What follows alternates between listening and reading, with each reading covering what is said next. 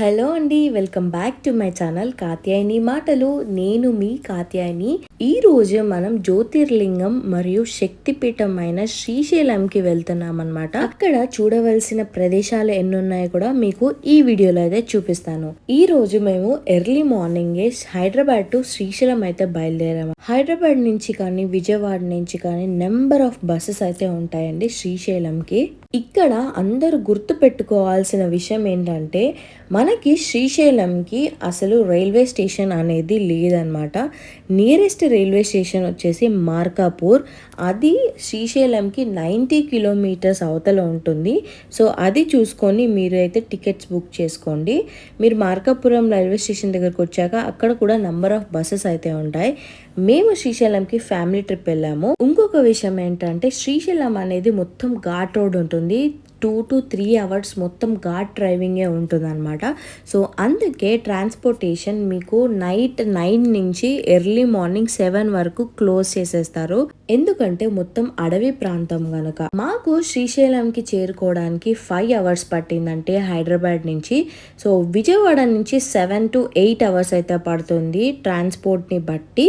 చాలా మంది కార్లో కూడా వస్తారండి. సో మీకు ఘాట్ రోడ్లో బాగా డ్రైవింగ్ చేయగలం అన్నప్పుడే మీరు కార్ అయితే ప్రిఫర్ చేయండి, అదే బాగుంటుంది. మేము శ్రీశైలం 1 డే ట్రిప్ ప్లాన్ చేసామండి, హైదరాబాద్ టు హైదరాబాద్. సో మాకు ఆ 1 డే చాలా బాగా సరిపోయింది. ఫస్ట్ మనం ఘాట్ రోడ్ అంతా అయిపోయాక మనకి ఈ బ్యూటిఫుల్ వ్యూ పాయింట్ అయితే కనిపిస్తుంది. చాలా చాలా చాలా బాగుంటుంది. ఇదే మనకి రిజర్వాయర్ అన్నమాట. డ్యామ్ అంటారు కదా, అదే. అప్పుడు ఒకసారి వర్షాలకి మొత్తం డ్యామ్స్ అన్ని ఇప్పారు, చాలా బ్యూటిఫుల్గా ఉండే. సో అప్పుడే వెళ్దాం అనుకున్నాం, కానీ మాకు అప్పుడు అస్సలు కుదరలేదు.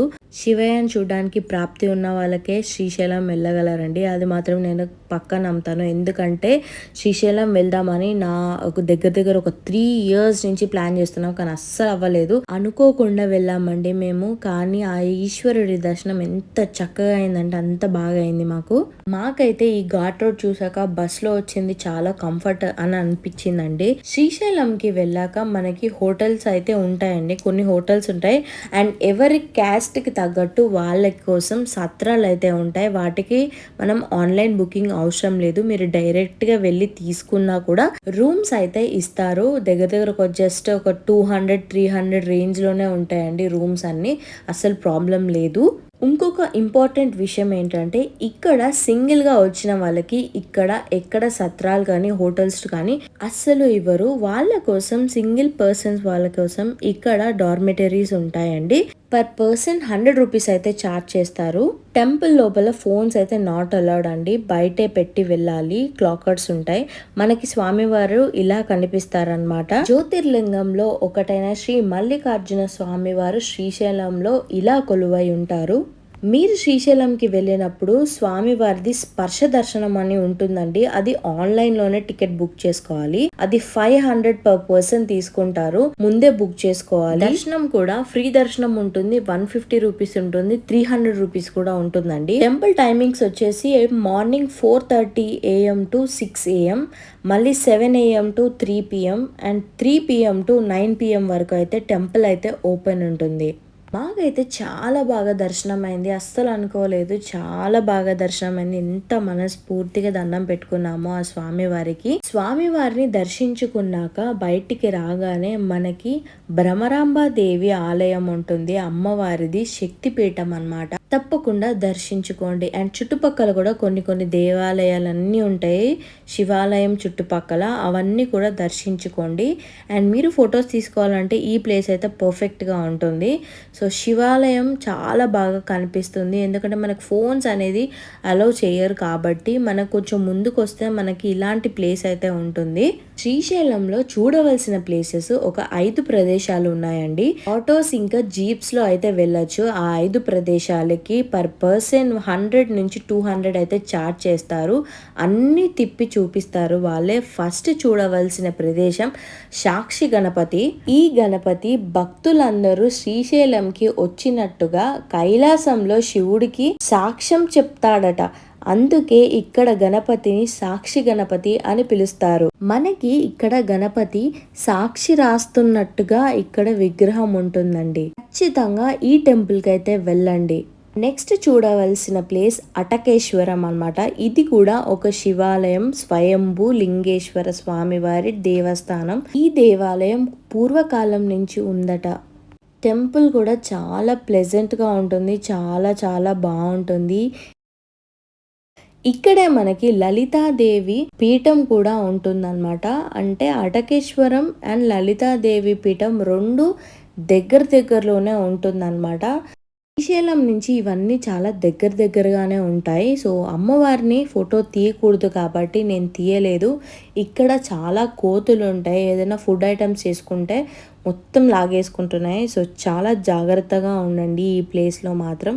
ఎందుకంటే అటవీ ప్రాంతం కదండి, మొత్తం చెట్లు, ఎక్కడ ఫుడ్ ఉంటే అవి లాగేసుకుంటున్నాయి. చూసుకోండి చిన్నపిల్లలు ఉంటే. నెక్స్ట్ చూడవలసినది పాలధార పంచదార. ఇక్కడ కూడా చాలా దగ్గరే అండి, జస్ట్ 2 to 3 కిలోమీటర్సే ఉంటాయి అన్నమాట. మొత్తం ఇక్కడ అన్ని షాప్స్ ఉంటాయి పక్కనే. ఇక్కడ మనకి హెయిర్ కి సంబంధించిన మూలికలు ఉంటాయి అన్నమాట. కావాల్సిన వాళ్ళు తీసుకోవచ్చు మీకు నచ్చితే. చూసారా అండి, ఇదే పాలధార పంచదార. ఇది పంచదారలుగా పడుతుంది అనమాట, అందుకే దీన్ని పంచదార అని పిలుస్తారు.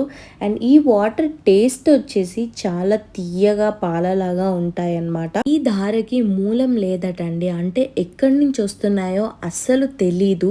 అండ్ కొండ లోపల నుంచి వస్తాయని ఇక్కడ అందరూ చెప్తున్నారు. చాలా అద్భుతంగా ఉంటుంది. ఈ ప్లేస్ కూడా తప్పకుండా విజిట్ చేయండి. మరొక ప్లేస్ శిఖరం అన్నమాట. ఈ శిఖర దర్శనం చాలా అద్భుతంగా ఉంటుంది. మనకి కింద శిఖరేశ్వర స్వామివారి ఆలయం ఉంటుంది. ఫస్ట్ మీరు శిఖర దర్శనం చేసుకున్నాకే శిఖరేశ్వర స్వామిని చూడాలట. శిఖరం ఎక్కడానికి పర్ పర్సన్ 10 రూపీస్ టికెట్ అయితే ఉంటుందండి. చాలా అద్భుతంగా ఉంటుంది. ఇక్కడ నుంచి బైనోక్యులర్స్ నుంచి మీరు శ్రీశైలం టెంపుల్ని అయితే చూడొచ్చు. చాలా బాగుంటుంది, గోపురాలు అన్నీ కనిపిస్తాయి అన్నమాట. ఇక్కడ ఇలా చూడడానికి పర్ పర్సన్ 20 రూపీస్ అయితే ఛార్జ్ చేస్తారు.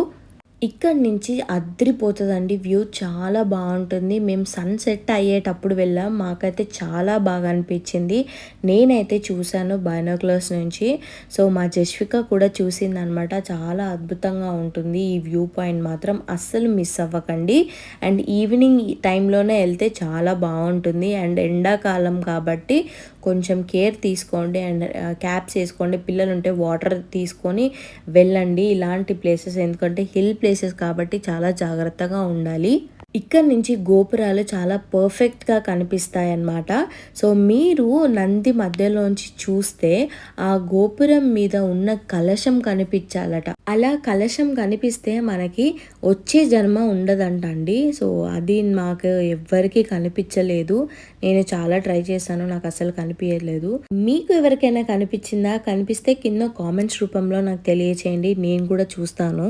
మనం కిందకి రాగానే శిఖరేశ్వర స్వామి వారి దర్శనం అయితే చేసుకోవాలి ఖచ్చితంగా. చాలా బాగుంటుంది. స్వామివారు కూడా ఇక్కడ స్వయంభూగా వెలిచారట.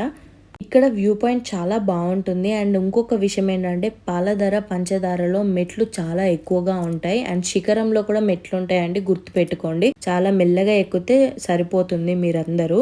ఇంకొక ప్రదేశం మల్లమ్మ కన్నీరు ఆలయం. అమ్మవారు చాలా అద్భుతంగా ఉంటారు. ఖచ్చితంగా ఈ టెంపుల్ కూడా వెళ్ళండి. మీకు ఇంకొక డే మీరు శ్రీశైలంలో ఉంటే ఇష్టకామేశ్వరి దేవి ఆలయంకి అయితే ఖచ్చితంగా వెళ్ళండి. ఎందుకంటే ఇక్కడ ఏదైనా కోరిక మనస్ఫూర్తిగా కోరుకుంటే అది ఖచ్చితంగా నెరవేరుతుందంట. ఇక్కడ అమ్మవారు అంత పవర్ఫుల్ అండి. ఇక్కడికి వెళ్ళాలంటే మీరు ఆన్లైన్ లో టికెట్ అనేది బుక్ చేసుకోవాలి. పర్ పర్సన్ 1000 రూపీస్ అయితే ఛార్జ్ చేస్తారు. ఇక్కడికి వెళ్ళాలంటే 1 మంత్ ముందే బుక్ చేసుకోవాలండి ఆన్లైన్ లో, ఎందుకంటే అడవి ప్రాంతంలో ఉంటుంది. నెక్స్ట్ ఇక్కడ రోప్ వే ఉంటుంది. అండ్ కొన్ని ప్లేసెస్ అయితే ఉంటాయి అనమాట. రిజర్వాయర్ చూడొచ్చు, డ్యామ్ చూడొచ్చు, ఇంకా కొన్ని కేవ్స్ ఉన్నాయి, అన్నీ చూడొచ్చు అనమాట. సో మీకు ఈ వీడియో నచ్చినట్టయితే please do subscribe to my channel. Like చేయండి, షేర్ చేయండి, మీ ఫ్రెండ్స్ అందరికీ షేర్ చేయండి. జస్ట్ 1 డేలో మనం శ్రీశైలం మొత్తం చూసి వచ్చామండి. సో వాళ్ళకు కూడా అర్థమవుతుంది ఎక్కడ ఏం చూడాలని. Thank you so much for watching. ఓం నమ శివాయ.